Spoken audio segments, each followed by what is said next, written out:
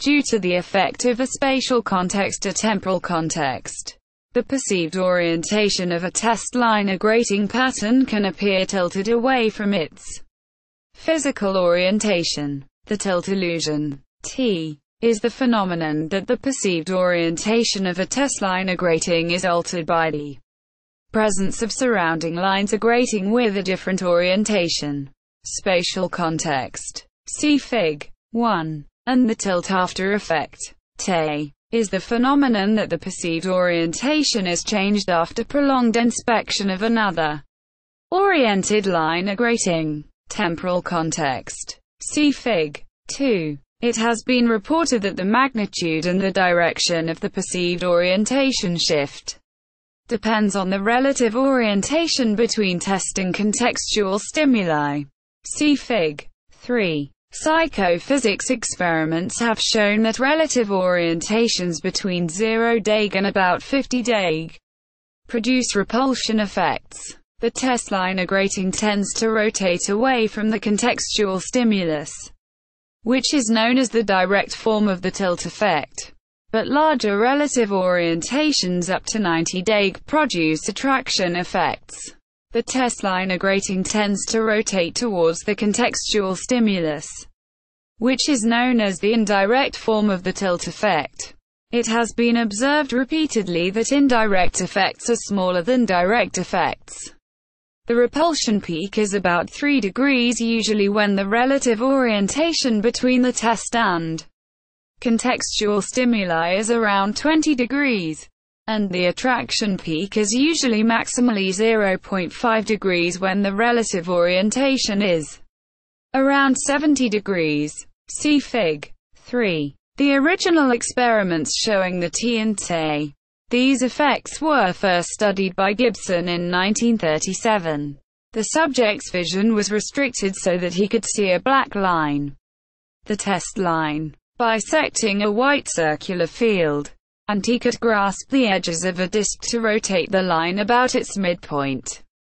An experimenter would sit behind the disc to set the stimuli and to record the subject's adjusted position of the line. During the tilt after effect experiment, the subject was required to look at an oriented line for 4 minutes, and then to adjust another line to a position which appeared to be vertical.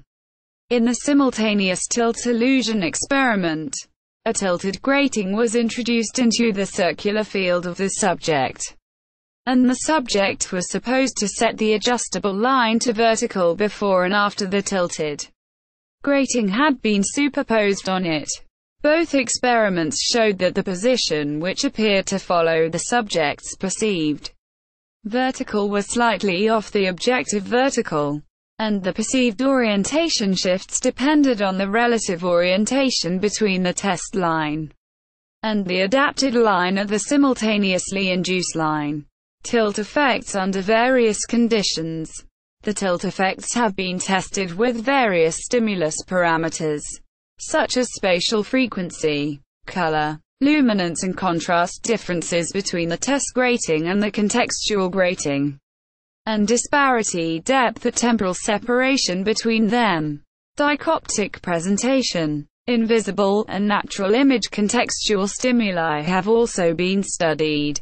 It has been shown that both the T and the T are spatial frequency specific, since both effects, T and T, of the direct form, repulsion, are reduced considerably if the test and the contextual grating differ in spatial frequency.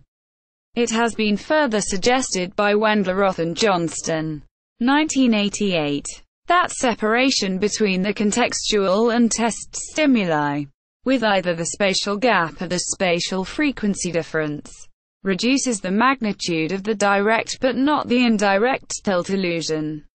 They also showed that reducing the diameter of the contextual stimulus reduces the direct effect, but the indirect effects are relatively constant.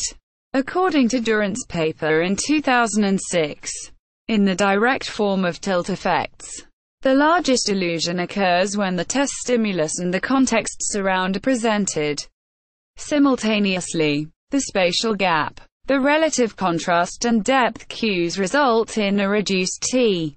Experiments also show that both T and Te occur for contextual and test stimuli that differ in color and luminance. When the test line is presented in one eye and the context in the other, dichoptic presentation, the magnitude of the tilt illusion reduces, suggesting that at least part of the effect is due to monocular cells. And a reverse tilt effect was observed very recently. A direct form, repulsion, of T under monocular presentation becomes indirect attraction for dichoptic stimulation, when the vertical test line inclined by a 20-day line. Another interesting experiment was conducted by Clifford and Harris, 2005, in which the contextual surround was followed immediately by a random noise mask covering the surround but not the center, so the contextual surround would not be consciously perceived. It turned out that an oriented contextual grating can affect the perceived orientation of the test grating even outside of awareness of this context. Furthermore, the illusion maintains when contextual textures have a broad range of orientations, e.g., natural images, even those without a clearly perceivable orientation. Other oriented features, including illusory contours, an ellipse, a moving dot and a row of dots or lines, also can induce a robust tilt illusion. Mechanisms of the T and Te. A hypothesis proposed by Blakemore et al. 1971 suggested that Te and T were both caused by lateral inhibition between cortical orientation detectors. Orientation detectors are evenly in favor of different orientations, but the presence of context could manipulate responses of orientation detectors, resulting in detection biases. This hypothesis has been tested and developed. Gibson and Radner, 1937, suggested that the Te occurs because prolonged inspection of a tilted contextual stimulus results in the adaptation to the nearest vertical or horizontal axis of space. Therefore, a subsequent vertical test stimulus would tilt away from the vertical or horizontal axis, similar to the idea of color emotion after image. However, this adaptation theory predicts a symmetrical Te with relative orientations between 0 and 45 deg, and 45 to 90 deg separation, which is inconsistent with the psychophysical data. The zero crossing occurs closer to 50 or 55 deg rather than 45 deg. Kohler and Warlick, 1944, suggested a cortical satiation theory to explain after effects. Based on this theory, those cortical neurons tuned to orientations between the test and contextual stimuli would normally be excited by either stimulus alone. However, they would be inhibited when both stimuli are presented, resulting in a shift apart of the peaks of excitation. By introducing large-angle disinhibition, this theory could also be used to explain indirect tilt effects. Around the 1970s, this theory has been developed into lateral inhibition theory by Blakemore et al. As in the visual cortex of the cat or the monkey, there are also orientation detectors in the human brain. Any orientation detector in the human visual cortex is excited by a relatively narrow range of orientations, preferred orientations, and is inhibited by a much broader band. The presentation of a single line would be expected to produce a distribution of activity among the population of orientation detectors which is in favor of the stimulated orientation.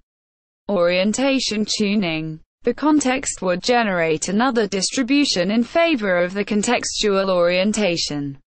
By simply adding these two distributions, the peaks of activity in this compound distribution are slightly shifted apart from the individual peaks produced by the single lines. Therefore, when two lines forming an acute angle should appear to be shifted away from each other in orientation, Repulsion. Experimentally measured changes in the activity of such orientation detectors in the brain have been shown to correlate closely with a measured change in perceived orientation. Furthermore, mechanistic models of orientation tuning are used to assess the neural basis of experimental findings on tilt effects. Changes on tuning curves would shift population response, resulting in tilt biases.